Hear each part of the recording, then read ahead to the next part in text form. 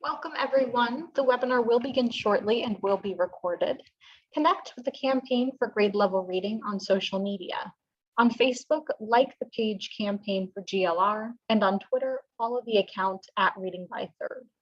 Please use hashtag #LearningTuesdays and tag us to tweet anything you learn from today's webinar, and we'll be sure to retweet. We encourage you to share your questions, reflections, and observations on social media. Once again, we would love to connect. So on Facebook, like the page Campaign for GLR, and on Twitter, follow the account @ReadingByThird. The webinar will begin shortly. It will be recorded and shared with you afterwards. Okay, once again, welcome to today's webinar. My name is Sierra Sanchez, and I'll be behind the scenes helping to produce this conversation. I have just a few housekeeping details before we get started. First, we would love for you to introduce yourself, so please use the chat box at the bottom of the screen to share your name, city or state, and your organization. Be sure when responding to select both panelists and attendees so that we all know who is here. All attendees are in listen-only mode, but we encourage your engagement by posting questions in the Q&A box. We will be dedicating the last portion of the conversation to respond to the questions you post. This webinar is being recorded, and a link to the recording will be emailed on Friday to all who registered. And we are streaming this webinar on Facebook Live. All resources that you see shared in the chat box will be compiled and shared in a follow-up email to all webinar registrants. And materials are accessible on GLR's Community Learning for Impact and Improvement platform, aka CLIP. We invite you to take a few seconds if you haven't yet done so that you don't miss the material shared today. We'll be posting a brief on-screen evaluation during Q&A and highly encourage you to respond. This helps us with our commitment to continuous improvement. Finally, before we begin, I would just like to call your attention to some of our upcoming GLR Learning Tuesdays webinars. Later this afternoon at 3 p.m. Eastern Time, we invite you to join us for an LLRC and partner webinar, English Learners' Experience During the Pandemic, an Emerging Opportunity. Next week, on November 16th, we have an exciting doubleheader, starting off with a funder-to-funder conversation focused on seizing the moment, philanthropic strategies to promote the child tax credit, and that afternoon, reconnecting to the love of learning to accelerate equitable learning recovery. Lastly, on Tuesday, November 3rd, we will be having a webinar focused on trauma-informed practices and the construction of the deep reading brain. Information and registration for these upcoming sessions will be posted in the chat box, and we hope you can join us. Joining you now is Jenny Atkinson, Senior Consultant for the Campaign for Grade Level Reading. Thank you and enjoy the webinar. Thank you so much, Sierra, and I'd like to welcome all of you to today's Crucible of Practice Salon. This webinar series provides a deep dive exploration into how community coalitions are approaching and moving the work to improve the early school success prospects of children from economically challenged families, neighborhoods, and communities. Our goal here is to illuminate the factors and dynamics that combine to propel progress. And in each Crucible of Practice Salon, we hear from a community lead and other members of that coalition and community who speak directly to how they're doing this work and how stakeholders are partnering together to create momentum and synergy. We see these Crucible of Practice salons as an opportunity to dig deep into the work that communities are doing and make more visible not just the what, but also the how, with the goal of learning more about what it takes to be successful, as well as how to replicate models that are working. When we started this series, I talked a little bit about the definition of crucible, a place or situation in which concentrated forces interact to cause or influence change or development. And how this term really describes what happens in communities where we take good ideas, great research, gather our stakeholders, and really work to figure out how to make our goals around reading proficiency for young people a reality and a success. When we gather here to talk and learn from each other, the word crucible describes what we're doing as well. But I think I was reflecting on the definition of this word this week because of the community that we're highlighting. Whenever I hear about the work happening in Indian River County, I learn about a new pilot, a way they're expanding on strategies that are working, and how they're thinking about enhancing or scaling programs based on what they learn with each other. And that's why I'm so excited about today's webinar, creating a Moonshot literacy movement in Indian River, Florida. We're joined by a great team, including Shannon McGuire Bowman, Executive Director of Child Care Resources in Indian River, Meredith Egan, the Chief Executive Officer with the United Way of Indian River County, Heidi Sparks-Guber, a master trainer and international consultant and a founding partner emeritus of Fourth Quadrant Partners, LLC, Rick Mayer, the Assistant Superintendent of Curriculum and Instruction with the School District of Indian River, Marie O'Brien, Director of Digital Media and Community Connections at the Learning Alliance, and Liz Remington, co-founder and Director of Professional Development, also at the Learning Alliance. We'll hear first from our moderator and a lead for the work in Indian River County. Barbara Hammond is the co-founder and CEO of the Learning Alliance based in Indian River County. She has a BA in economics from Williams College and a master's degree in public and private management from Yale University. Barbara was a former consultant with Bain & Company in Boston and the Director of Strategic Planning for Shawmut Corporation in Boston. In 2009, she co-founded the Learning Alliance, an educational nonprofit funded by social venture capital and dedicated to early children's literacy. The Learning Alliance has been recognized annually as a pace setter from the Campaign for Grade Level Reading and has been featured in a PBS NewsHour special for its Moonshot Moment collective impact work. Barbara is the former chairman of the board of the Indian River County Mental Health Association, an emergent learning master practitioner, and she conducts leadership development programs with the Moonshot Community Action Network Leadership Group. Welcome, Barbara.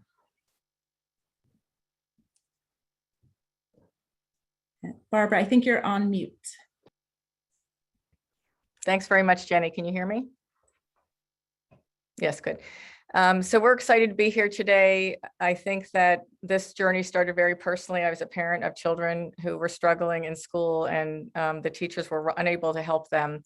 And it's become what we talk about in our community as the highest leverage point, we think, to make sure that America, maintains its economic and political competitiveness in this world. And it is, as I think the N.E. Casey Foundation initially told us, the number one predictor of individual and community prosperity. So what started as an individual journey has really ended up with our Moonshot community. I'm so excited about our panelists here today.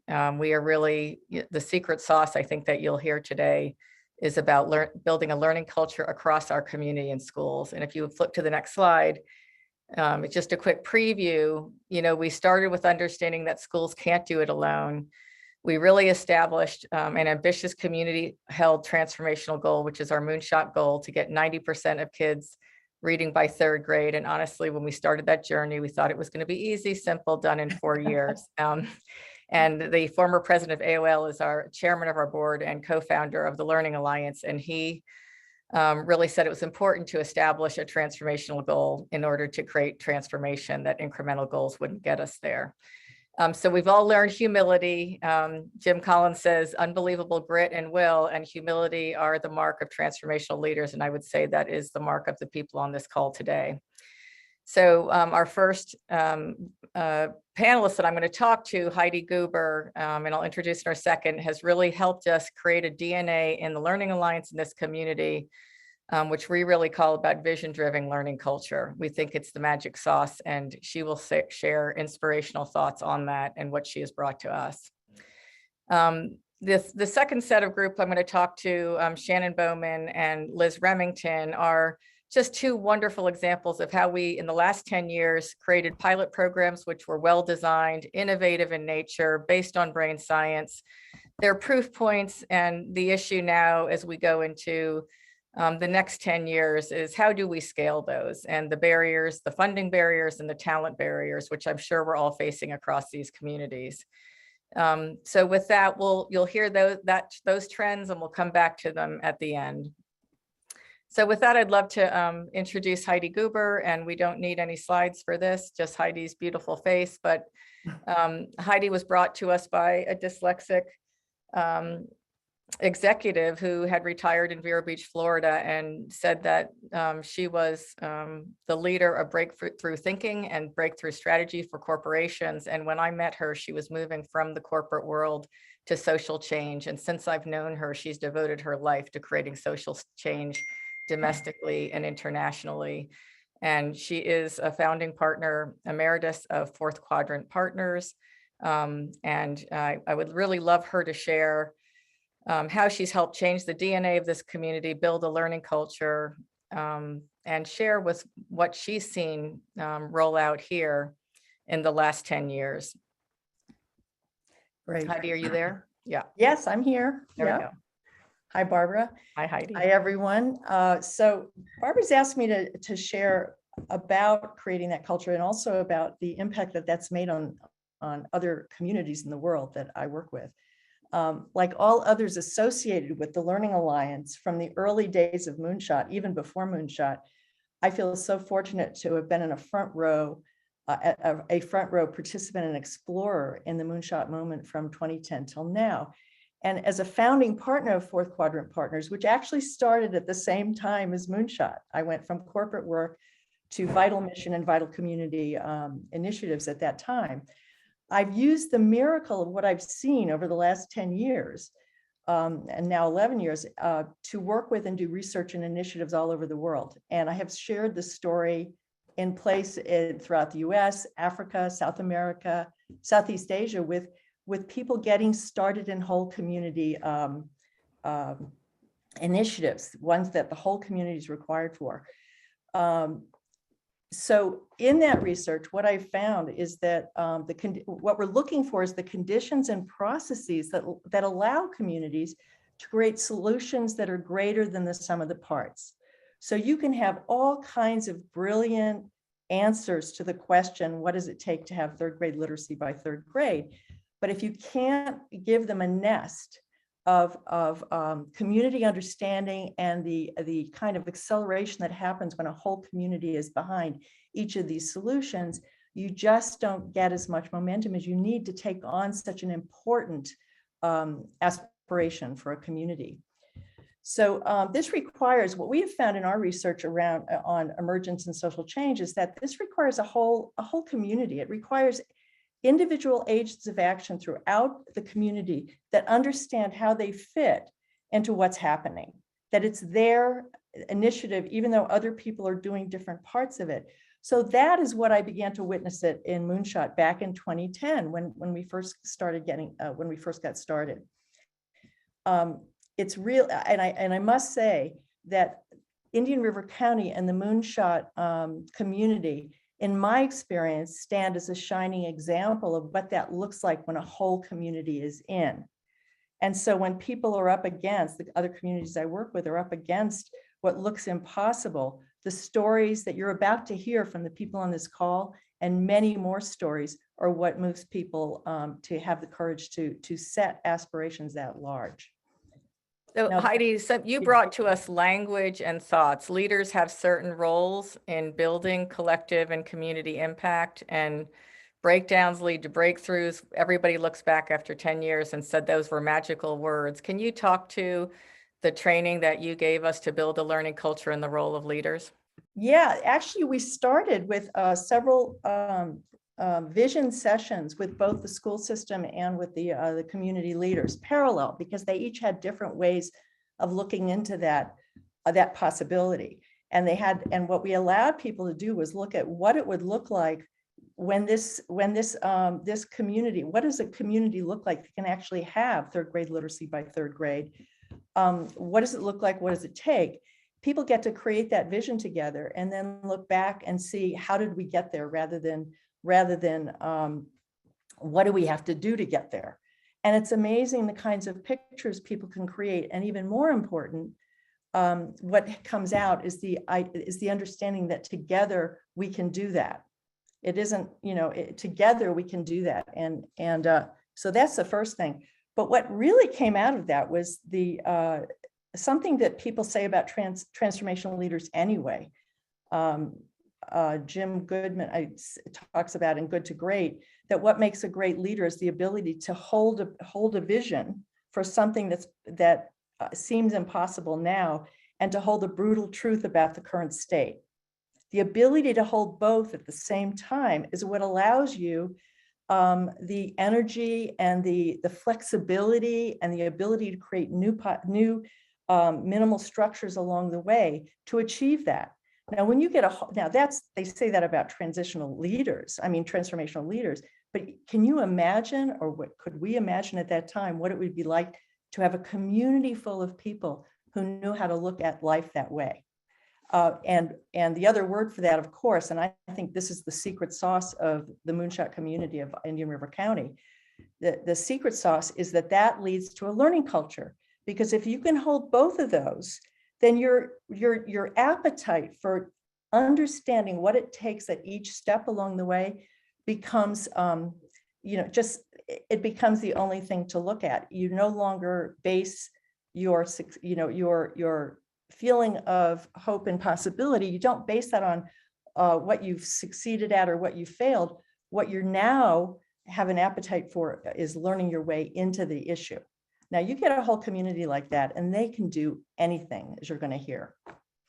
So I think, I don't know if you can see my hands, but Heidi trained us that the vision is here, the current reality is here. And as leaders, our job was to navigate up, and that what most happens in most, organizations, people, communities, is it gets so hard that you let go. That's right. And the words, breakdowns are not a failure. Breakdowns are the edge of the system. And when you hit a breakdown, you said it's a good thing. That horrible feeling is actually a good thing, because that's what you have to solve. And I know our current superintendent talks about leaders' job is to understand and remove barriers jointly, together, teamwork, not to point to somebody else and blame them, right? So I think the stories you're going to hear today are about people who have broken through to new levels, because collectively we're all holding the goal for each other.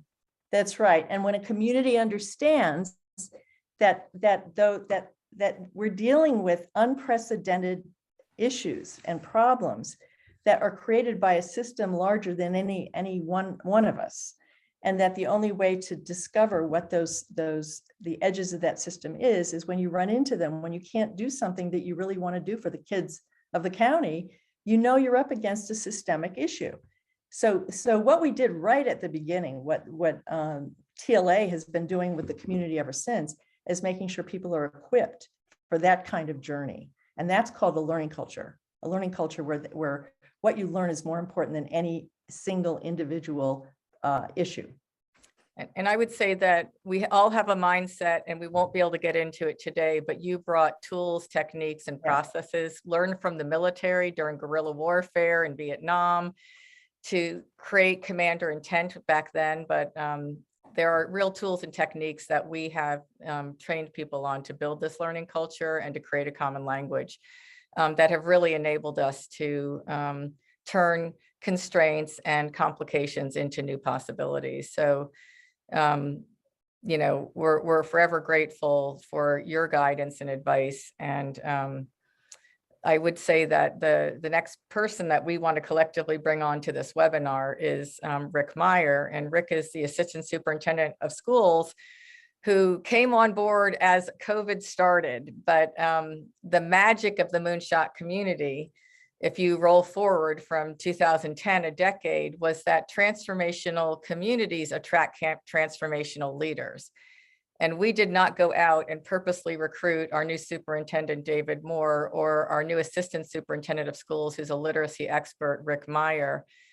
They came to us, and part of emergent learning really is the magic that happens, right? Not everything is planned for, but if you have intention, it attracts great leaders and solutions. And so I don't know if you have any comments about that, Heidi, because I know you and I have been writing a case about, David Moore coming and bringing Rick. But before we introduce Rick, if you have any comments on that. Oh, yes, absolutely. If you're ready to take on this unprecedented journey, and you have to admit the humility of not knowing, you don't know what's going to happen. What you need to be ready with is the willingness to meet any occurrence that comes. And what we've noticed is that creates a center, a space, this learning space that attracts people who really do want to live that way. So one of the things that we first talked about in the vision was that one day, because of the way we all operate together, we would be attracting the kind of talent that you see in Rick and in Dr. Moore. I mean, that it's a gift, but there's no way to predict when or how that can happen. All you can do is live that way all the time. And what you do is attract those people. And so here's, Rick is one of those people, and we're just delighted because he can take us even further in the journey. So I'd love to introduce and bring Rick into the conversation. And Rick, I'd love you to speak a little bit to what attracted you to Indian River County. You have a wonderful history. He's been in the military and dedicated his life to this country. He has children who are in the school system. He's been an educator at all levels of the K-12 system.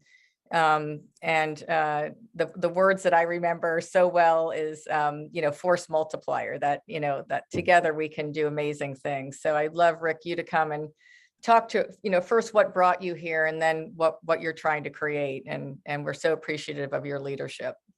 Well, thank you. I hope I can live up to that. And kind of what Heidi said, I probably shouldn't have mentioned this, but one of the sayings that I recount in my head sometimes is, I don't know how I'm going to win. I just know I'm not going to fail. And that's a mindset that I think that I've developed through a lifetime, and I bring with me here to Indian River County. One of the things that I did formerly, I was the executive director of Just Read Florida, and that's it. For those of you outside the state of Florida, that's our statewide reading office of the Department of Education. And through that, I had the opportunity to visit all of Florida's public school districts and see the good, the bad, and the ugly, and see which ones were truly special. And so then as I was, progressing in my career and wanted to return back to a district, I didn't, honestly, I don't know if they would have taken me, but I didn't want to apply to like one of the top one or two that was already at this level of high performance. I wanted to go to a place, to be challenged, to be pushed, that was with a group of people that were going to dig in and roll up their sleeves and truly transform. And that was where I found Dr. Moore, and it's been a wonderful opportunity. Just recently, in the past year, we've changed the visions of the district, and it's transforming education, right? I mean, good enough is not good enough for this organization. That's not where we want to be, but I'll tell you, that's uncommon. It's uncommon for public school districts to have that in their mission statement, that, we're here to change things. And that's what makes it a little uncomfortable, a little scratchy at times, to not always have the answers, but to have that commitment for constant improvement, because you do have to be pretty reflective and pretty open and pretty honest that we didn't quite get that perfect, but we strive for perfection. That's what we want. So it's been a blessing. As Barbara said, I got here 4 weeks before COVID happened, so I haven't exactly had the run-of-the-mill experience of first 2 years and a job. So, but once again, I mean, that gave me a tremendous opportunity to innovate and to find solutions where none previously existed, which I love to do. But we're getting to a better sense of operational normalcy now, as many of you may be seeing across the country. For those of you that don't know Indian River, we have about 18,000 kids. So for perspective, we're talking about 13 elementary schools that we supervise here, that we're trying to incorporate these sustainable practices. When I got here, there were so many wonderful things going on. I'm not going to say they're disjointed, but again, maybe not as aligned as possible. And so maybe with some of the stuff I saw across the state, I was able to be that force multiplier to say, wow, what a great opportunity we see here with some of the Moonshot academies after school. Wow, that's just not something I see everywhere else. How can I align that with some of our Title I resources, right? Or wow, look at this literacy on the lagoon. This is the most phenomenal thing that we have here for a summer program. How can I align that with some of the other things that are coming down that are more traditional summer programs? So many wonderful opportunities. I asked myself, would I ever move to a district that didn't have this level of community support? And I don't know that I would, because I'm probably been a little spoiled with all the great people, and some of them are on this call too from many other areas that are here in Indian River County. And it's special because it does not exist in all the other 67 Florida counties. And I can imagine some of you on the call would be a little jealous of my position as well. If you were to walk my daily shoes and see the true level of support that we have in this community for early education. It's special, and our role is to make sure we're using that, to its maximum benefit. So I want to congratulate you a little bit. Last year, you guys were recognized as a COVID-19 bright spot by the Campaign for Grade Level Reading. You had great statistics in terms of you were committed to keeping kids in school. And you had great outcomes on third grade reading. I don't know if you want to share some of that. Yeah, from day one, right? I mean, even before the shutdown, we were looking at ways to not lose any instructional time that last quarter. Through the summer, we pushed and just constantly reflective through last year, changing schedules, adding programs, whether it be a hybrid, a virtual, bringing kids back. It didn't matter, right? I mean, every opportunity we could to provide and improve the quality of our early literacy programs, we did. And it led to, we were the same level, right? So, when you look at different assessments, maybe it doesn't mean everything to those of you across the country, but in Florida, we use the Florida Standards Assessment. We were 60%, at or above grade level before, and we were 60% with testing 99% of our kids after the pandemic. Well, not after, I don't know if we're through it, but in the spring of last year. So, that was a fight, right? That was a fight. I mean, we want to be 90%, but honestly, that took a lot. Many other districts across the state, the state fell, but we were able to at least maintain where we were, and we're looking to see that growth this year. But it was not without tremendous efforts by the entire community to also support us through that entire time period. So I talk to people about, you guys are changing what's under the hood. Your systems change, agents. We don't do things the way we did them. We do things that are focused on working for kids. A couple things I see you and Dr. Moore bringing in is the science of literacy. And I'm going to talk a little bit later with Liz Remington about that. But you were trained in early literacy. You know the science of literacy in a different way than any of the predecessors we know that have been in your position. You guys believe in coaching. You believe that a great teacher needs a great coach, and you've been expanding that. You've been investing in leadership development because you know that teachers can only be as effective as their principals are. So, and you've changed your data system too, so that you can better track early literacy metrics. So I don't know if you want to give any, light to how you're changing what's under the hood to make the once we get out of COVID and back in school full time, that we think we're going to move more kids quicker than we ever have. Yeah, I mean, that sort of harkens back to what I said earlier. In Florida, there's that Just Read Florida office, and so there's also a research-based reading allocation. They're changing out the evidence-based reading allocation. Sorry, since I left. But in order to receive that, all of Florida public school districts have to do a district reading plan, and so I was responsible for reviewing these things annually and looking at all the districts, and just something that I fully believed in, right? And you can imagine. Anything that's ever been submitted to any of you guys as leaders, there's variance in the quality of that, variance of the buy-in of it. But I was always like, oh my gosh, do a good plan and make it and run it, and it's going to work, right? I mean, we can do this. So now I get the opportunity to come back to a district, and all the things that Barbara just mentioned are part of the district reading plans. But you have to buy into it. You have to really do it. So science of reading, it's clear that we have to know how to teach reading, right? This isn't just something you just luck into. And then it's not just our teachers, right? So systemically, we put that into our principal professional development. Systemically, we put that into, coach development. Systemically, we put that into job descriptions. And we're seeing some return on that investment immediately to the point, with our new curriculum where you've got some high level discussions going on where maybe they haven't before between some of our executive leadership and principal leaders, like, oh, it's not as aligned to the science of reading as we want it to be. And I'm kind of just inside like, yeah, that's great. Let's have that discussion. Whereas it may have been lost in the past. The data systems are another piece, right? I mean, it's very intriguing to me at the local level. I mean, I came from the state where we didn't have access to all of the local data that I do now. And that some districts were not being as actionable on that as they could have been. I mean, certainly you don't need to have decision paralysis by overanalyzing things, but so what we want to do is what we're developing are sort of Power BI dashboards that are giving us the most actionable data, the quickest data, so we can make informed decisions as far as what moves we need to take immediate action on, because you just simply can't sit back, right, for a year without being reflective. Another thing that's in that reading plan that we are really taking seriously is what we call impact reviews. It's a system of structured walkthroughs that we do throughout the year so that we truly know what's going on in all of our classrooms, right? And it's not just, write this on a piece of paper and, maybe we'll get to it if I can actually go do it. I mean, they're on the calendar. They're occurring. There's intentional feedback behind that and intentional actions that are taken after each step. So, I mean, these aren't, world shaking things, right, that no one else is doing, but we're bringing them all to life.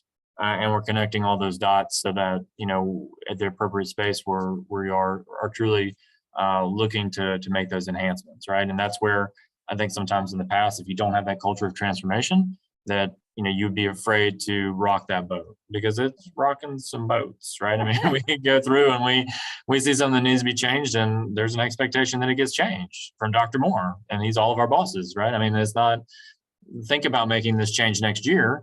It's this should be changed by the end of the week, right? And that's we make it happen.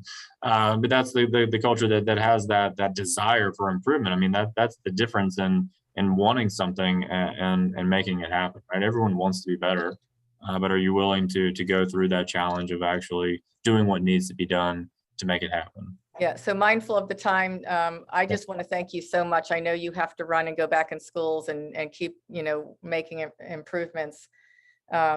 I just have to say thank you. And I'm sure a lot of people on this call do not have the transformational leadership that we have between you and Dr. Moore and others on the team. The public-private partnership has never been stronger. Frequently people go, well, how did you create this integrated work? And people are curious, but the teamwork, and you're a team player between the public and the private partnership here. The Moonshot Community, the Learning Alliance, and the school district, really is a model that we feel grateful for your leadership. And we'll talk about the challenge of how do you keep Rick and David here forever, because what happens when they leave? And, how do you make the change that we're about enduring for all kids forever? And I know we'll be working more on that. So anyway, much gratitude to you. And appreciate it. Well, thank you. I just try to keep up with all the great people around me, like you, Barbara, and some of the other folks that you're going to introduce here later. Just great work here in Indian County, and humbled to be part of it. Thank you. So the next thing I want to do is introduce a video, right, Maria? We're going to introduce a little video, and we'll go back in time. In 2018, we've been on, this decade-long journey. We're going to move into the next segment. This segment sort of said, what is the magic sauce and what did it create? Was this great, some great movement on the school district side. But we're going to go back in time a little bit, look at 2018. This was a video we made to try to explain to our community what a Moonshot community really looks like and does. So if you sit back and relax, we have a 4 or 5 minute video here.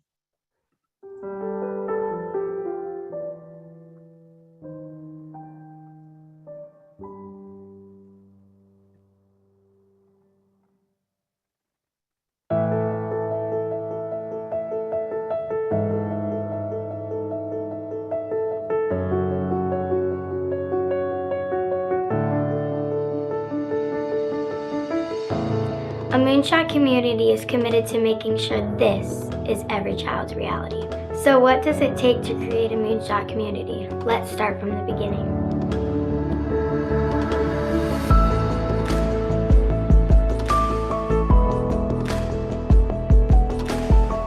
In a Moonshot community, parents understand that they are their child's first teacher and that literacy begins at birth. A variety of resources exist to help parents navigate their newfound responsibilities. In a Moonshot community, early childhood educators would have the skills and the resources that they need to serve our most precious resource, our children.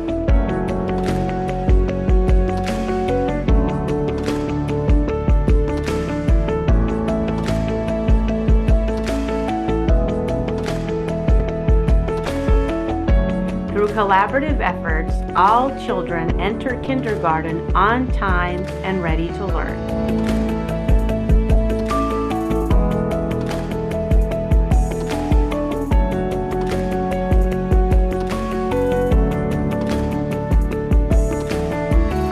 In a Moonshot community, school is family.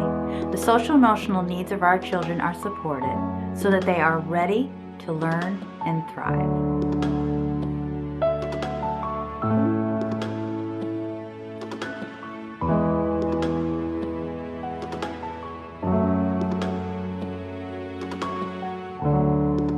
Foundational skills are taught effectively and recognized as the bedrock of literacy.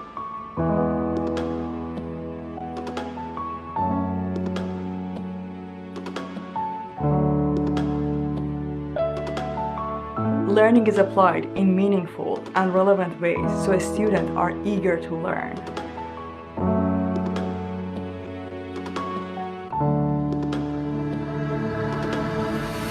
In a Moonshot community, educators receive innovative training to improve their practice and teach all children.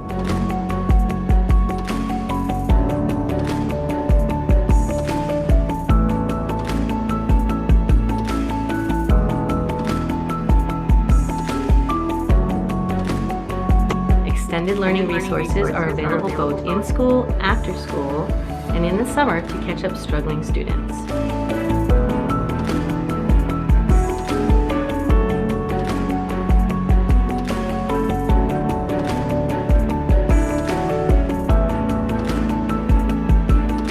And schools have the unwavering support of an administration that cares deeply about seeing every student succeed.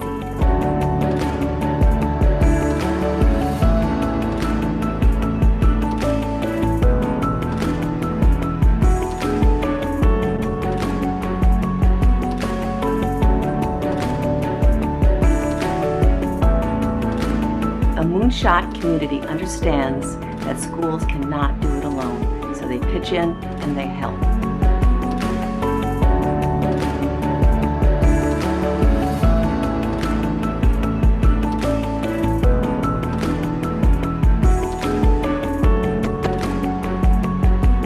Community leaders rise to the challenge, and their leadership inspires others to do the same.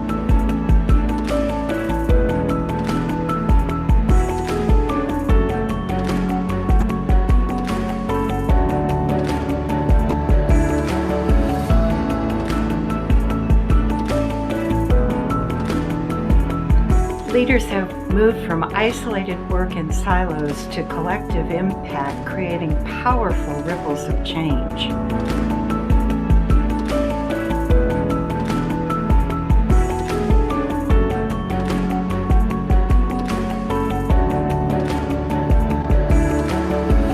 The story of a Moonshot community is one of inspiration and dedication. It is the story of what we can accomplish when we take a stand, putting our youngest citizens first.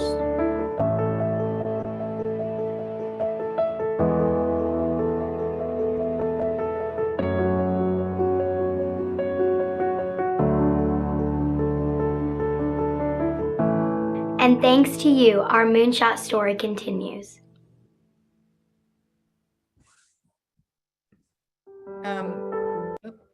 Yeah, perfect.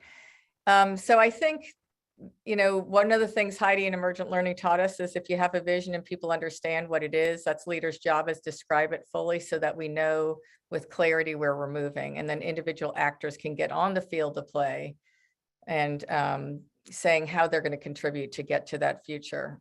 So that movie was great. It's a nice memory, and we're still working our way to accomplishing it fully. But I want to go back to the last 10 years, which was piloting well-designed solutions around the science of literacy, and introduce two of our other panelists. So Liz Remington, who is the co-founder of the Learning Alliance with me, has really created a network with national researchers and really spends her time making sure we understand the depths of the science, brain science, and how to we can create programs, on the front lines that reflect what we know actually works in teaching kids.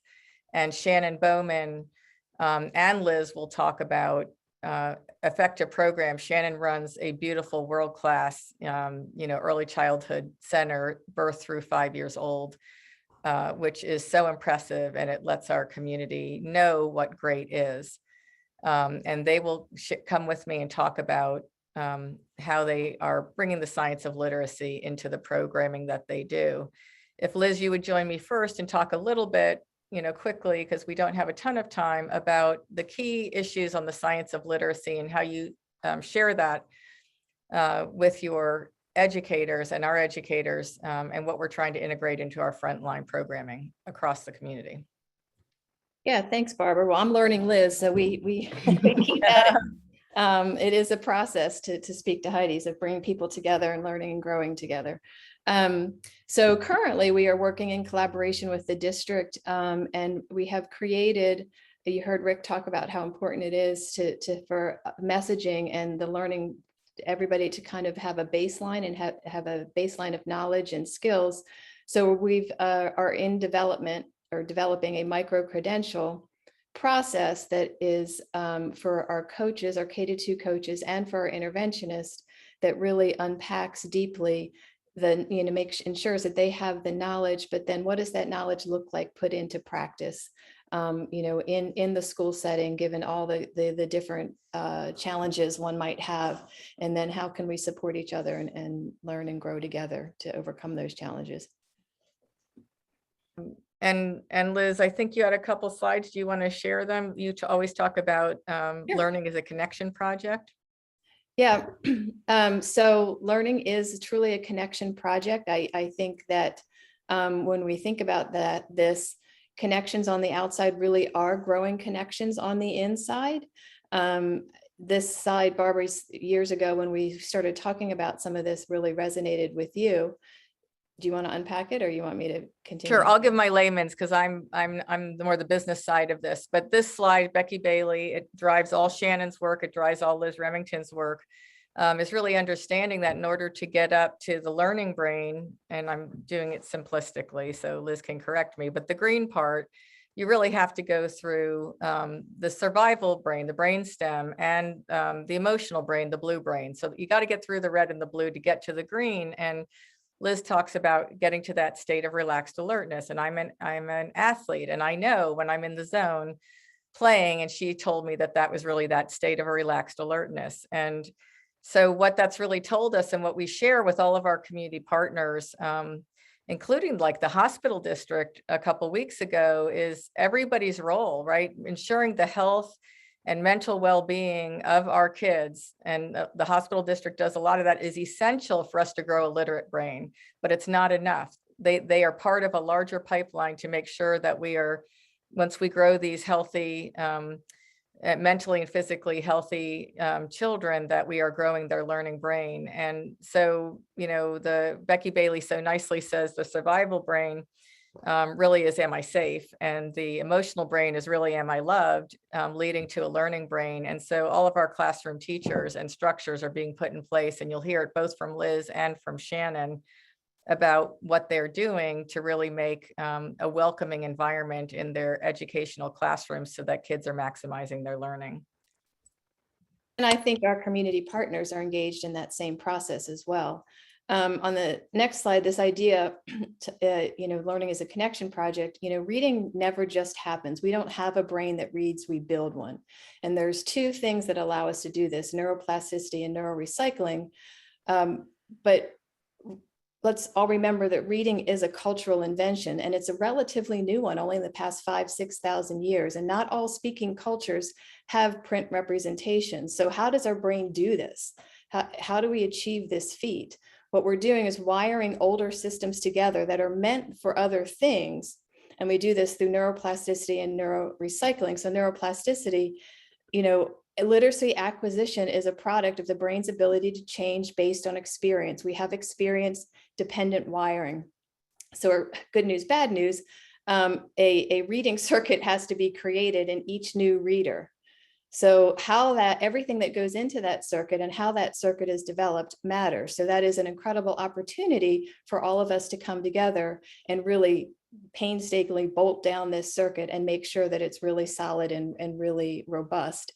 And that takes a village. And the second thing is neurorecycling. We are taking machinery that was developed for different things, and our brain recycles it to create the circuit. So what we're doing is mapping vision to language, and you have to do it at lightning speed. If done well, it becomes automatic, efficient, and fluid. So really understanding this process is the key to informing design and engaging in teaching methods that really ensure that we build a solid reading circuit.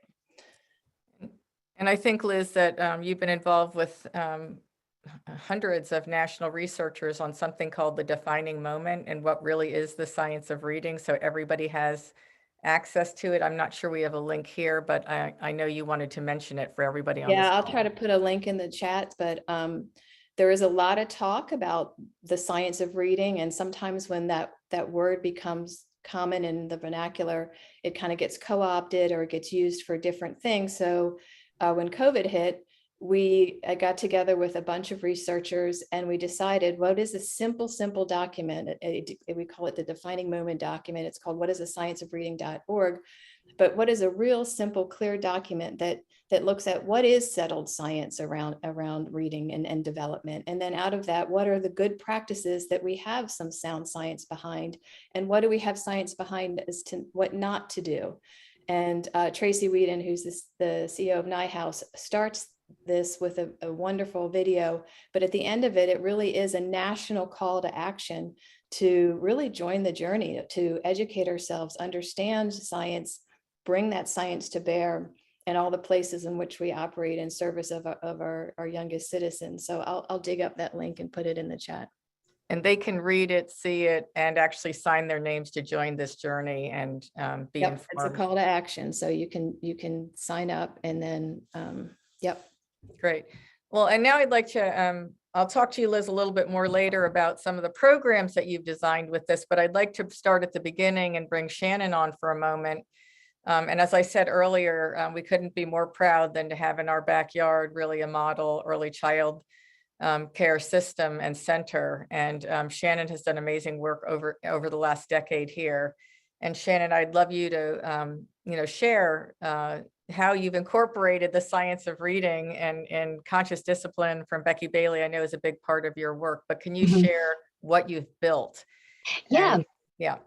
Yeah, absolutely. We over the last decade in particular, we have been working to really create a model early education center, birth through 5 years old here in Indian River County, and implementing the best practices and research that have been going on for decades about what really works in early childhood education. So we've piloted many different programs, but one thing that's been a part of our program from the beginning is conscious discipline, because we know developing children's social and emotional skills in the earliest stages of life can just help them build resilience and then help them academically when they go on to kindergarten, when they graduate from our program. So that's been a huge part of what we've been doing here at our child care center. We have 158 children in our program right now. And not only did we want to create a model full day, full year childcare program, but we wanted to do that based on the standards put forth by NACI to make sure that they were developmentally appropriate. So that's the National Association for the Education of Young Children. And we worked really hard to make that happen. But we also wanted to create a hub for early childhood educators in our community. So a place where other childcare centers and preschools could come and be inspired to what early education could be for children or for their schools. So we have incorporated many outreach programs to also share the secret sauce of what we do here at Child Care Resources with the rest of the early education community here in Indian River County.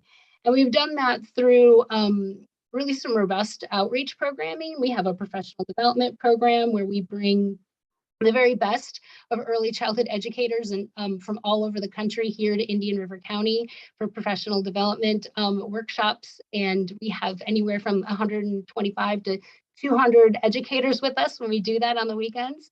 And we stacked on top of that and added some coaches to our staff. And the coaches are available to go to any childcare center in our community and help implement strategies that we teach for professional development, or anything that the director or the teacher may be looking for. That might be curriculum development or just modeling best practice in that classroom.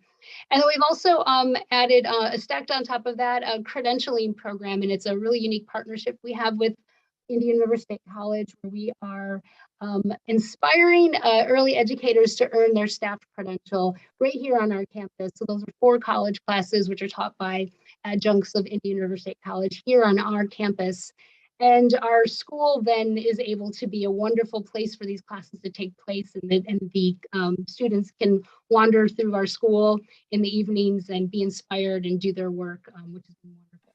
And from there, we have just started a new program where we are helping to connect early childhood educators with associate's degrees, bachelor's degrees, and then even a master's degree program. So I think it's so helpful for a community to have a model center because we'll be talking about funding a little bit later with Meredith Egan, the CEO of United Way. And, we luckily have private philanthropy that allows us to innovate and create best practice programs. But, Shannon just said there's 158 kids in the program. And while she reaches through professional development, probably most of the teachers in the system these days, really getting quality care all year long as you do in your center is going to require a funding model change from the public, right? Because I think your average cost is $11,000 and, the state of Florida is providing $2,500 for what they call quality care, which is a $9 an hour teacher and 3 hours a day. So the conversation going on in our next phase is how do we scale quality? And I just read an article that said, the big issue is quality. Don't do pre-K and 0 to 5 if it's not quality. And I think having your center, and I just want you to talk about the homeless. You were asked to bring some homeless kids in, and you told me a story the other day. What I saw you develop in the last 5 years was occupational therapy, physical therapy, speech therapy on campus, so that parents, when they were told had an issue, it didn't get lost. So you told me a story about, how important that is for all kids, but this homeless child you have, you might share it and put it in context of your full service center. Sure. Well, one thing I just want to mention is that we know from decades of research and just what we know that cheap preschool doesn't work. So high quality, there is a cost to it. Our 4-year-olds do cost about $11,000 a year, and our infants cost about $17,000 a year. But we're piloting a new program right now. We're in year 3 of a 5-year pilot. And we are working with a organization here in Indian River County, the Homeless Children's Foundation. And they refer children who are currently experiencing homelessness to our program. And the funder will pay for up to 20 children to be enrolled in our program for 5 years. So it's really amazing. And so the story I shared with Barbara was about a year and a half ago, a 16-month-old child was enrolled in the program. He could not walk, he could not crawl, and he didn't have any words, he wasn't speaking. So the first thing we did is we had our physical therapist take a look at him and make sure that there wasn't, was he not walking or crawling because of a physical issue with himself, or was it really because of his environment? And it ended up being pretty much because this child had spent the first 14, 16 months of his life living in a car seat. So that's why those muscles had not been developed. So right away, we started him on speech therapy, physical therapy, and occupational therapy right here on our campus and in our school. Today, this little guy is running through the halls, he is speaking, and he is doing phenomenal. He's still developmentally delayed, and we're still working with him, but he really is a wonderful testament to what high quality early childhood education and allowing parents have access to all the services they need in one place, and the power of that. Would have this little guy eventually learned how to crawl or walk? Probably, but there probably would have been longstanding physical issues with that, along with his other cognitive developmental delays. So allowing children to have access to these services at the earliest age is crucial to the success for all children. So I think part of what the Moonshot community did, Shannon, you've been here almost since the beginning, if not the beginning. And, I didn't know that you existed. And now I take a stand. I was even talking about you in my board meeting the other day, because I think we get stronger together when we learn about the full pipeline from birth through 3rd grade. We have a leadership team, and MCAN, you're part of that leadership team. That really knows more about what the left hand and right hand are doing across the whole pipeline. And we can, take a stand for each other, and funding has grown. Our public funding source has grown as much as it can right now. And Meredith will talk about a way of really growing it some more, a unique children's trust in Florida. But, I so appreciate learning about you, your work, and what you do, because we know we can't get more public funding unless we have well-designed best practice models based on the research. So the confidence that you bring because you've embodied this, you've made it concrete, really allows us to build credibility with taxpayers and investors. So I so appreciate that. And I know you talked a little bit about professional development. I want to come back to that if we have time, because I know what's challenging you in 0 to 5 and what's challenging Liz Remington K to 3 is really the talent bench, right? How do we attract the best educators so that we can train them? Because there's great training going on. But anyway, thank you. And I want to turn to Liz for a second. Liz, I know you took the science of literacy and learning and put it into professional development for the K to 3 educators, as well as created some after school and summer programming, Moonshot Academy. And I wonder if you want to share some of how you have made, the science of literacy concrete in the K to 3 space. Sure. So out of all of this work, we created this enriched literacy framework. And I think there is a slide for that that kind of puts all of this together. So the social, emotional, foundational, and applied. And if you look at the slide, you will see that it's a circle with 90% at the center, and that every one of those 3 things is given equal space. So the social emotional piece, building off of what Shannon said, and you said, Barbara, about Becky Bailey and connecting the parts of our brain, this is really the ability to manage emotions and navigate group interactions to build a community of learners. What we're doing with the community is also what is critical in the classroom to learn. And the idea that it's really embedded and integrated throughout. It's not something separate that happens. But it is a skill. So anytime anything there's a skill, it can be taught. So there are specific experiences and strategies that are embedded in our after school program. The foundational literacy piece, again, we don't have a brain that breathes, we build one, and English is hard. So it requires extra time well spent. So for the students, they have to read words well and bring meaning to that text. So in the after school space, we have really direct, explicit, multisensory programs that are reinforcing and building those skills. And then in the applied piece, this is really the ability to apply skills and knowledge gained, but do it in really authentic real world context. When we started the work, we were seeing that kids were getting a lot of worksheets, and that is not motivational to reading or developing, a full human. So we also brought in arts integrated work and STEAM and project-based learning that really is motivating and drives the kids in this after school space. So this is the framework that we use, but we also call it, it's really a learning lab for teachers and students. The experiences that the teachers, the teachers are given extra time to really hone their craft.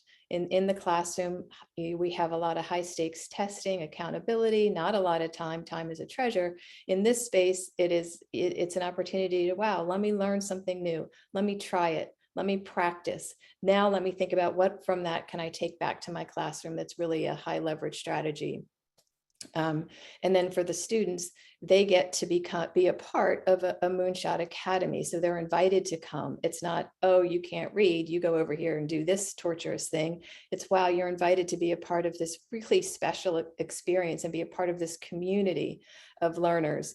So the kids really look forward to coming into this space, and they know it's dynamic and it's special. They will shore up their reading skills, but they're also a part of all this other. So mindful of the time, I think that both you and Shannon are dealing with well-structured programs that, the data has a big impact, that they're built on making kids feel connected, building up their skills in applied ways. And one of the issues I think you guys are both running into is, do we have enough talent to scale, and do we have enough funding to scale? So I don't know if either of you have any comments, because I know you're creating great professional and coaching if we have the talent, but I don't know if you want to share any thoughts on that before we turn to Meredith and Marie. Well, I can maybe tie it back into the 2 questions that came up. So we oversee the after school program, but and we do the training on it. But there are teachers in the district at those school sites that are delivering the instruction. We've also, if you think about it, what we've put in place is also with the district's support, this is an opportunity to grow talent. So there is a supervisor on campus of the after school program. There is also a coach on campus. So what's going on after school kind of mirrors what goes on during the school day. And then there's instructors and students. So if you want to get into this talent pipeline of being a coach or maybe getting into admin, again, here's a space in which you can practice and learn and hone those skills to move into those positions. It is the getting the finance. Is that the other part of your question? Maybe. Yeah, no, that's fine. I'm just mindful of the time. We'll move on to the funding in a moment. But Shannon, do you have any last comments? We have about 45 seconds left before we should start. Yeah, we really, again, at Child Care Resources, we're just trying to support the early childhood education community here in Indian River. And, our professional development, we know that the more training and professional development opportunities teachers have, the more tools they'll have in their toolbox, those classrooms, so that they can make those really strong and meaningful connections with their children every single day, because that's one of the most important things in early childhood education, is that teachers are making that really strong connection with their children, and their children are feeling connected, their children are feeling safe, and the children are feeling loved. So that's really what we focus on in trying to help develop the talent that's already working here in Indian River County, or anyone who would be interested in joining this sector. So thank you both. And again, what I wanted to share with the audience was in this birth to third grade, we have dozens of programs that are best practice. And if we had the talent and the funding, we could scale them, and a community working together to make that happen. Without you guys, we would not have the credibility that we have. Without you all creating data, showing impact, it really allows us, I think, to create new possibilities for all the kids in Indian River County. So I can't thank you both enough for leading this charge. I'd love to now, switch to our third set, which is Meredith Egan, who is the CEO of United Way. And then we'll go to Marie O'Brien. And Meredith is going to share, uniquely to Florida, a Children's Trust initiative that is really trying to get us increases in funding that would allow us to scale some of these best practice programs. And then we'll turn to Marie O'Brien with Stay Tuned, a PR program that involves the entire community to try to spread the word and get us, all on the bus to help grow the talent and funding pipeline. So Meredith, if you would join us and share your good thinking and what you all have been up to.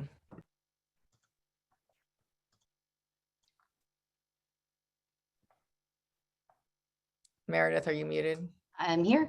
Here we go. Hi, Barbara. Thank you so much. As many of you have heard all along this presentation so far, is that the funding is critical to all of it.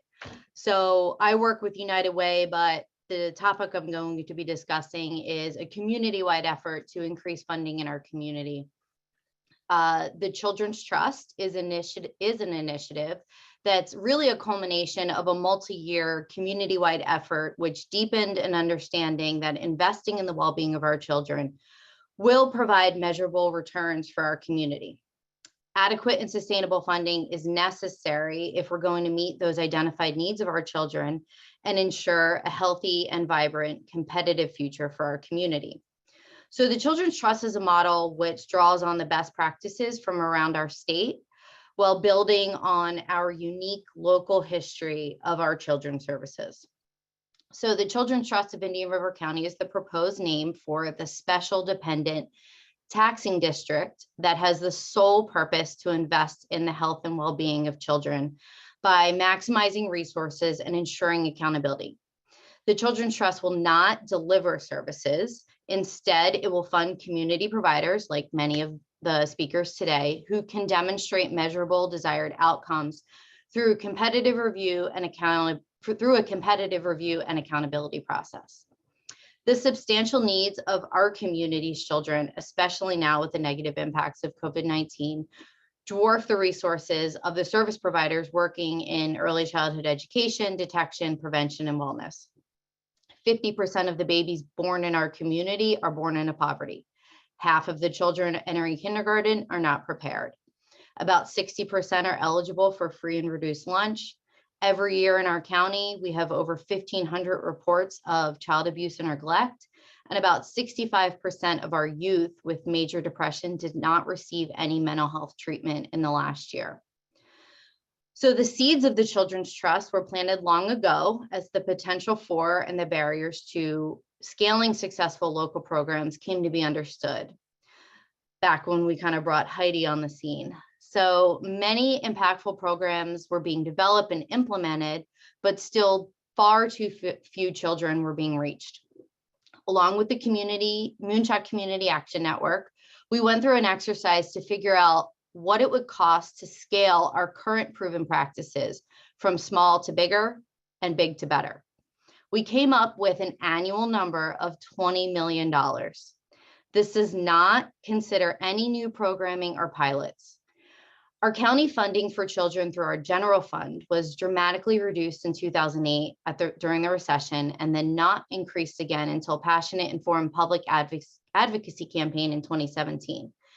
Community leaders and children's advocates understood that without a different approach, adequate and sustainable investment in successful, scalable local programs would be impossible. So after more than a decade of community involvement around this issue at the grassroots level, a group of concerned community leaders came together made up of philanthropic, business, and civic leaders. Service providers were intentionally not at the table because it was seen as self-serving by many of the elected officials. We engaged with those service providers and gave updates along the way, but this committed group of 14 community leaders met regularly and engaged in robust deliberation in order to address the viability of bringing this issue to the people of our county. So the exploratory committee reviewed several funding models that were utilized across the state of Florida. A public panel was held in early 2019 with models representing traditional children's services, which are independent taxing districts. We also looked at philanthropically supported systems and what we have come to call the hybrid model that creates a dedicated funding stream to children's services with a structure that falls within local county government. We also did look at what other states are doing in terms of a penny tax or a soda tax, but inevitably we learned that this hybrid model is probably the best for our community. So Florida is the only state in the nation with laws that allow for local county leaders and the residents of those counties to create a special entity with the sole purpose of investing in kids. The legacy of this started back right after World War II in Pinellas County, when a local attorney wanted to come up with an alternative for kids that are ending up in jail. So in 1945, by a margin of 80 to 20, that county became the state's first Children's Services Council. In addition to serving as the administrator for any county funds, the Children's Services Councils across the state collect information and statistical data. They monitor program and provider performance, and they conduct local strategic planning. They serve as the hub for child advocacy in that county. They bring together the right people, organizations, and funding opportunities to ensure a brighter future for the children and youth of that community. No other public entity provides that kind of umbrella for leadership, coordination, and oversight, specifically focused just on children. Each of the 11 counties that have already adopted some version of this are focused on unique priorities that are defined by that community only. Most importantly, these districts are created through the will of the people. They're first established by a county ordinance, and then voters can approve that authority for children's services through a referendum. By investing public dollars in local children's programs, counties then decrease the dependence on limited state and federal funding. Voters then have the opportunity to reauthorize that funding every 12 years. As I said, we really landed on that hybrid model because it was most appropriate for our community. It's viable, effective, and efficient. It limits bureaucracy and overhead while building on the efficiency, transparency, and measurable outcomes that we wanted to ensure. Our county commission did express unanimous support in May for the Children's Trust Initiative to move forward with the goal of placing it on the November 2022 ballot. The process is currently still unfolding. And as we have learned through this journey, grassroots advocacy is what makes efforts like this a success. While our outreach efforts have necessarily only been focused on our local elected officials thus far, we are very eager to engage more fully with the broader community throughout 2022. In the first year, the Children's Trust will projected to generate about $5 million to invest in Indian River County's children. Obviously, this is nowhere near that $20 million dollar amount that we identified, but it's a start for our community. The cost to the average homeowner would be about $55. Local leaders would be wise to invest in this coordinated strategy for early childhood resources. It will scaffold a system of support for all children, and the gains are significant because the quality programs will pay for themselves many times over, and the cost of our inaction is something that we cannot afford to do. So Meredith, we really appreciate, all your work. And I think it's interesting that, again, we have pilot programs, and Meredith said the work of building a children's trust was done by, business people and philanthropists, not service providers. So it really is a grassroots request, and the goal is to get it on the ballot so that people can decide whether or not to make us the 12th. We would be the 12th county in Florida to do this. I don't know how many counties in Florida there are. Do you know? But it's the minority of counties, I think, that have it right now. So, so we'll see, and we appreciate your leadership. And I think, again, 10 years ago, this emerged, right? It wasn't planned for, thought about. I know it was in the United Way DNA for a long time, but it sort of emerged as one of the next needed things. And does the public want it, right? So that's the question being asked. So we appreciate your leadership and in our Moonshot Community Action Network and at United Way for moving this forward. The next person I want to introduce is Marie O'Brien. She facilitates the Moonshot Community Action Network.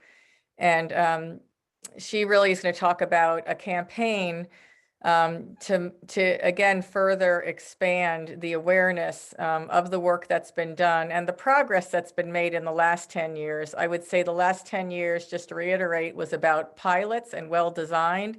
And the next 10 years, we're asking the community, what does it take to scale and create enduring change for all of our children? So Meredith is giving one solution that the people hopefully will be able to vote on. And Marie's going to talk about a public awareness campaign that is unique and different that you all may enjoy. Thanks, Barbara. So our awareness campaign, and we've got some slides that I'll tie along with this, but this is something that we did, when Heidi was talking earlier, she said social change requires the whole community, and that's still the case. So I'm going to show you as we say, a picture's worth 1,000 words, a video is worth 10,000. So we've got a video that's taken from when we did this project 10 years ago. And that was just to really create it as an awareness project. But what I want to show you is that this campaign is really, we're going to use it more powerfully than just awareness now. We're really going to use this to create these learning conversations to really get the whole community to understand what our Moonshot Literacy Movement is, why third grade reading really matters, why it's that pivot point, and give people ways to step in and take action. So that in its case here, we can go back to that slide. We've got I think the next slide will show you, I've got a video. This is kind of just how we're beginning to promote this, because we're going to bring this back. So the images you're seeing here are from when we did this about 10 years ago. We started 2012, 2013. We're going to launch it again, and we'll show you the video. I think in a minute we can pull that back up. Looks like it's coming up now.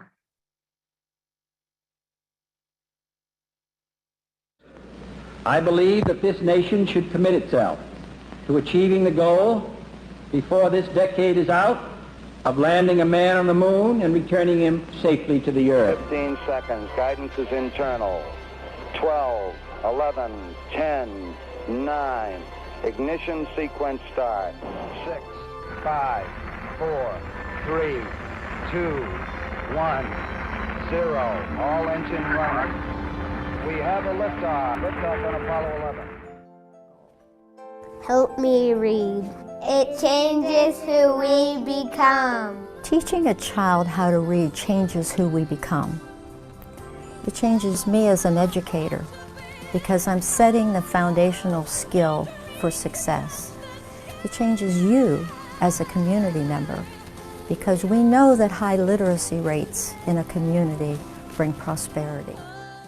I think really the thought now that the spread of the 90% literacy goal out into the community really is a return to the thought that it does truly indeed take a village to raise a child. Learn to read. Read to learn. Most of all, it changes the child and who they can become. I hope you'll join us in this Moonshot moment. This is my Moonshot moment. Starts in the heart, way down in the soul. That's the only place the seeds of love can grow. Then you realize that we're not that far apart. We can build a bridge. It starts in the heart.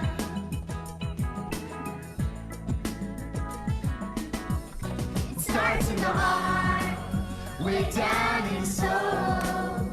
That's the only place the seeds of love can grow.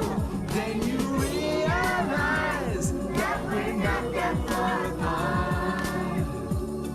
We can build a bridge, build a bridge, build a bridge. It starts in the heart, way down in the soul. It starts in the heart, way down in the soul. It starts in the heart. I have seen that so many times and I still love it. So if that song may be stuck in your head, it's a good one if that happens to you all. So what you just saw, that's our recap to show you what we did back in 2012, 2013 of the program. And we're bringing that back. And Sierra, if you could go to the next slide, please. If you could tell, those are giant posters. Those are 5 foot by, I think, 3 foot posters. They're black and white posters. We're doing this. It's a part of a social movement organization that uses these giant black and white photos of photography called the Inside Out Project. So we're doing this in conjunction with the Inside Out Project. You can see there that we did do this before, because again, these are from before. It's really powerful. So this is one of those lessons learned that I'm happy to share in our friends at the Inside Out Project. I would love to talk to other campaign communities. What we're calling this, it's the faces of early literacy. Today's readers are tomorrow's leaders. This is a picture from, we did a big event at the Brackett Library. And also the picture on the right is on City Hall, in the steps of City Hall in Fellsmere, one of our communities. We've got some of the people from one of the well-known banks in Vero Beach on the bottom left. So the way the campaign works is we've got a kickoff meeting coming up, and we'll invite our elected officials, business leaders, all of the community leaders who really interact with, have the right bully pulpit, to come and learn about everything. And then we're going to invite them to participate in this campaign by hosting a Paste Up event. So they'll have to learn about literacy, early literacy. They'll find something that matters to them through that. Whether the story on the bottom right was that's the woman in charge of the Boys and Girls Club in our county, and what really mattered there was having extended learning after school programs. The Brackett Library picture that you see in the middle, what they were most concerned about is having the right teacher talent pipeline. So as each of you are working in your communities, you all, I think, are seeing certain messages that resonate with people. So we'll ask our elected officials to find that, to invite people to have a Paste Up and share what matters. And then if you go to the next slide, please, Sierra. When you are in a community where everywhere you're driving around, you're seeing these giant photos of beautiful children's faces, our young learners, it starts a conversation. So this is a way we'll start the conversation within the community with our leaders and really give everyone a chance to show their commitment. This picture, this is our hospital. So this is the biggest building and the biggest wall space that we have in the county. The fire department had to help put those up. So we're really excited about it, to bring this back. Again, it's something that we know works well, and looking forward to our kickoff next month. And Marie, I think, 10 years later, what's different, you talked about moving from awareness to action. We now have well-designed pilot programs. They do need to scale. We do need everybody to be in the business of making early literacy a top priority, to ask every elected official, is early literacy your top priority? And one of the things that came out of our Moonshot Community Action Network room was, talent shouldn't just be the recruiting efforts of the school or Shannon's daycare center, right? If you really want talent, the community leaders have to create affordable housing. They have to say educators welcome and honored here, right? Businesses might get together and give a card with discounts. So what does it take to bring honor to the profession? And what does it take to build awareness that honor comes from each one of our hearts? It's a decision. We understand the importance and how this can transform our kids and our community. So it's going to look different and be a little different this time, because we need leaders to help overcome the barriers. And I think we've identified the key barriers. So thank you for what you've done. Anyway, I think we've, given you all a good perspective. At the beginning, we talked about, 6 things that we thought were special to this community that might be helpful. Schools can't do it alone. Creating a shared vision that the leaders have never let go of, right? And that vision, while we thought was initially going to take 4 years, we realized it's a much more complex problem and does require learning on all parts and integrated action. So that vision-driven learning culture, Heidi and I couldn't really get into the details of it. If anybody's interested, they can contact, us or Heidi. But the well-designed pilot proof points, we think, are what allows us to say to public taxpayers or private philanthropists that if you invest in children, we can lead to improved outcomes. It won't just get diluted. It will be impactful and change their lives and our community. So we welcome conversations with anybody who wants to follow up with us, and we appreciate the time that's been given. I think, Jenny, there were a few questions, weren't there? I saw 1 or 2 in the chat. Yeah, a couple have been answered, but we do have one still here, and thank you, all of you. I'll do more thanks in a few minutes, but for now, let's turn to Q&A. If you have other questions, please feel free to put them in the Q&A box. But we do have one here about who is delivering the after-school programs. If it's the Learning Alliance staff, subcontractors, or district teachers. So maybe just a little bit of the landscape around after school. Liz, do you want to take that? Yeah, I think I left that one up because I thought I answered that. The others I answered, I think, to the person that asked it. But we fund the after school program, we train on the after school program, and we support the after school program. The Learning Alliance does. We hire current educators in the school system, and the structure is that there is at each site there is somebody that manages it. There is a coach that coaches on the early literacy programs that are being implemented, and then there are educators delivering the instruction, and then there's students that get small group instruction for the early reading part, and then we can do larger groups for the applied literacy piece, or the story time workshops is actually what we've morphed into because of COVID, trying to keep it really simple, really clean, clear, tight, and neat. Great, thank you, Liz. While we're waiting to see if anyone else has questions, one of the things I would love to hear is, in the time since you started, is there something in particular that you wish you had known then that you know now that you could maybe share with communities that are, not as far along? I think when we talk to people, sometimes we overwhelm them because the amount of work that's been done. And, we've been asked to go present in Minneapolis and in other places around the country.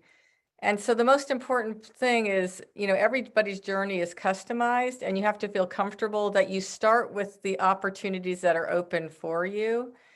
And I think the campaign for grade level reading was so great. We thought we started with a large group of community leaders, and they basically said when we read other people's proposals, it's not enough. You really need everybody in. So I think we learn every year, you know, how important it is to get not just the service providers, not just the philanthropists, but the parents and the citizens in the room. So anyway, I would just have people just start, right? It's just a journey of walking. The opportunities where you all start will be different than where we started. We were lucky to have a superintendent who said yes. But there's no right formula here. There is a learning formula. We ask, what does it take to move towards this goal? And then we let the actors in the field, you know, start learning, and we share that learning along the way. So don't be intimidated. Just start moving and take advantage of the resources that you have in your community. That's great. Thanks. And I love what you said about needing everyone to be a part of, you know, whether it's attracting the talent that you want or other pieces of the work. It seems like that's something you really are focused on, and such an important point. Anyone else have thoughts on that question? Okay. Jenny, I'm going to add one thing just to the question, because one of the things that Heidi mentioned when she was talking, when we did start this, she shared, and we worked, you know, we did reverse visioning with our community. But what we have found that really, what I saw that really helped, and we've got a group, we may have referenced, you may have heard some of us say MCAN, MCAN, it stands for Moonshot Community Action Network. Our MCAN group, we've been meeting monthly for 10 years, and what has really taken us, we work together so well as a team. I work for the Learning Alliance, but I feel like, you know, like Shannon and Meredith, I feel like we're really all on the same team. So I think having that shared committed goal is really important. It's what, you know, gets everyone moving out of doing great work in silos to really collaborating and doing great work together. And Heidi's got her hand up. Yeah, I just want to add, I was going to say something very similar, Marie, that what this group did from the beginning was created opportunities to get together periodically and share what they were learning together. This is not easy work, and it's really important to build through time an appreciation of what everybody's giving. So we had learning summits in the beginning. Now it's MCAN. Every month they get together and reflect on what it is that worked across the system and share with each other. And I cannot overestimate that, the importance of that. Thank you. For those of you who haven't done the poll, I would love just to invite you to do that. We really do appreciate your feedback. And so if you are a participant and you can complete the poll for us, that would be great. And aside from that, I just wanted to really thank all of you for taking the time today to share a little bit about all the amazing things that are happening in Indian River. I really learned a lot, and you've given me a lot of food for thought and things to share with other communities. So thanks to all of you so much for being here, and looking forward to the next exciting thing that you all take on. And for sure, the Faces Project, I'll look forward to seeing more about that as it materializes. We do have, we're going to just pull up the slide again with the webinars to remind all of you about some upcoming webinars that we have. One that will be taking place today at 3 o'clock Eastern Time. If you want to join us for the English Learners Experience during the pandemic, an emerging opportunity. Then next Tuesday, we have a funder to funder conversation focused on philanthropic strategies to promote the child tax credit, as well as another webinar on reconnecting to the love of learning to accelerate equitable recovery. And then on the 23rd of November, the trauma-informed practices and construction of the deep reading brain. So we'll look forward to seeing you on another webinar sometime soon, maybe this afternoon. And thanks to all of you that have joined us. We hope you have a wonderful day.